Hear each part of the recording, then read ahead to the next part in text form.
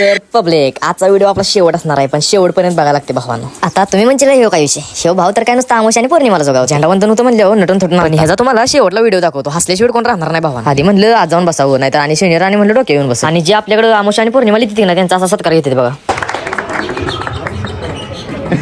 तेवढ्यात म्हणलं जरा कसा दिसतोय बघा, काळा पडलोय तरी पण कमेंट करून सांगा कसा दिसतोय. आणि ह्यो भाऊ पण आलता झेंडावंदन आपला खास आहे बरं का, जिगर आहे. आणि ह्या भावाची जागा कोण घेऊ शकत नाही. तेवढ्या तिकडे बाहेर झेंडावंदन चालू झालं.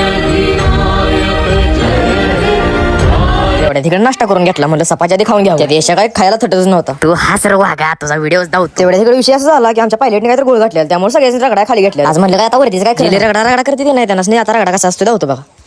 हम सब फिरे बिगड़े हुए नवाब हैं, पढ़ लो हमें हम तो खुली किताब है, हड्डी में हम है और हम ही कबाब है, हम पागल नहीं है. इतना रगड़ा पी करायची नाही, बोलायचे नाही. तर इकडे यांची मस्ती चालू होती. खरं सांगतो आजच फाटलेली बरं का, आजाला वाटलं वरण आता सोडते काय मला. एवढा रगडा खाऊन पण याची काय मस्ती जिरली. शेवटी कसं माहिती का कुंडल करायचो रगडा काय लय म्हटलं माय.